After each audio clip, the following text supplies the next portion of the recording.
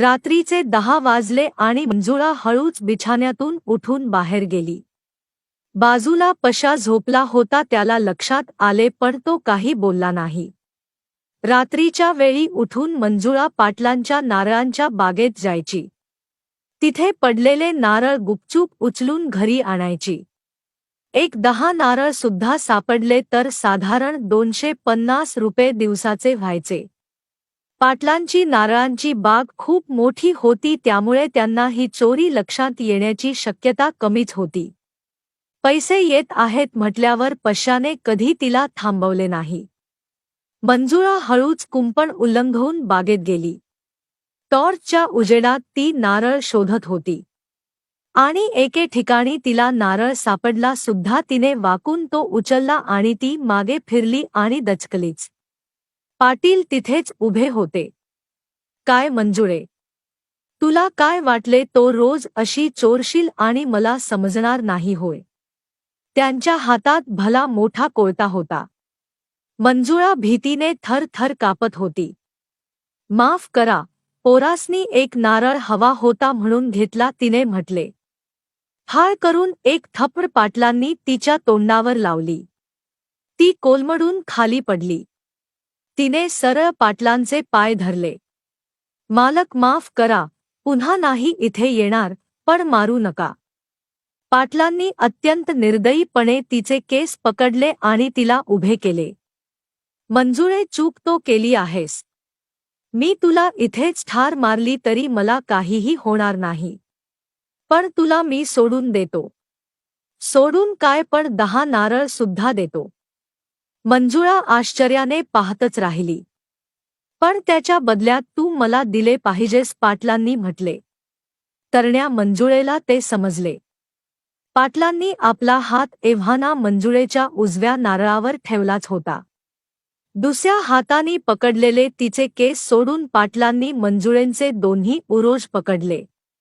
मंजुळा घाबरली पण ओरडली तर आपली चोरी पकडली जाईल ह्याची भीती तिला होती. पाटलांनी तिला सरळ हुकूम सोडलं, ब्लाऊज काढून टाक, आणि मंजुळेने आपले ब्लाऊज काढत आपले उरोज अनावृत्त केले. ती फक्त 19 वर्षांची होती. उरोज अगदी कठोर आणि तरणे होते. तिचे स्तनाग्रे नागडी होताच टाचणीप्रमाणे घट्ट झाली होती. पशाने तिला प्रचंड झोले असले तरी पाटलांनी ज्या पद्धतीने तिच्या स्तनावरून बोटे फिरवली तसे पाशाला कधीच जमले नव्हते. पाटलांनी मंजुळेच्या स्तनांना चोखले आणि जशी जशी रात्र वाढली मंजुळेंची पुच्ची सुद्धा अगदी गळत गेली. पाटलांनी बऱ्याच वेळाने तिच्या पातळाला हात घातला. पाटलांची बायको मुले आत घरात झोपली होती पण पाटलांनी इशारा करताच मंजुळाने पातळ उतरवून जमिनीवर घोडी झाली. तिची पुच्ची गर्म रसाने भरली होती. पाटलांचा लंड त्यांनी बाहेर काढला तेव्हा तो भला मोठा जाडजूड लंड पाहून मंजुळा घाबरली. पण तो आत घुसताच मात्र तिला अत्यंत चांगले वाटले. पशाचा लंड इतका मोठा नव्हताच. पाटलांनी मागे पुढे बघता तिला जोरदार ठोकले. तिची चड्डी पातळ आता बागेत विखुरले गेले होते. पाटील एकदा झडले आणि एकदा त्यांनी मंजुळेल झडवाले. मंजुळा वेदना आणि चर्मसुखाने विव्हळली. तिला वाटले झाले, पण पाटील संपले नव्हते. तिचे कपडे तिथेच जमिनीवर सोडून पाटलांनी तिला केसांनी पकडून ओढत बरोबर नेले. ती नागडी बिचारी आणि योनीतून पाटलांचे गळणारे वीर्य एका हाताने पकडत त्यांच्या मागे गेली. पाटलांनी तिला सरळ आपल्या घराच्या अंगणात नेले. तिथे चांगला उजेड होता. पाटलीण बाई झोपली होती कदाचित, पण ह्या उजेडात मंजुळेला कुणीही पाहिले असते. पाटलांनी तिला गुढ्यावर बसवले आणि आपला मऊ झालेला लंड तिच्या तोंडात घातला. मंजुळेल तो त्यांची चोखायला भाग पाडले. मंजुळेंची सगळी लाज शर्म पाटलांनी काढली होती आणि एखाद्या निर्लज्ज रंडीप्रमाणे ती पाटलांचा लॉलीपॉप चोखत होती. तो मऊ झालेला लंड काही क्षणातच मोठा दंडुका झाला पण पाटील थांबले नाही. आपले सर्व वीर्य त्यांनी पुन्हा एकदा मंजुळेत ओतले.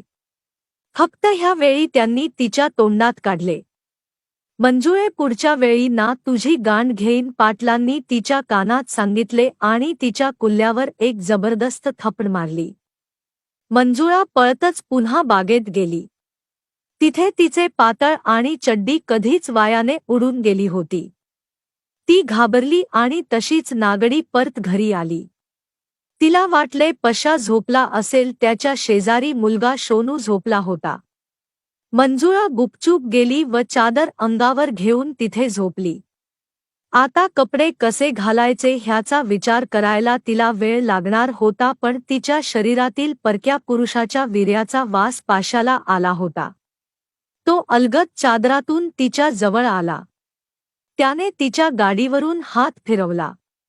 मंजुळा घाबरली. आपण नागडी का आहोत हे त्याने विचारले तर तिने ती संधीच त्याला दिली नाही. त्याचा लंड सरळ हातात घेतला. तो आधीच अगदी कठोर झाला होता. काही समजण्याच्या हातात पशाचा लंड तिच्या मागून कुच्चित घुसला होता.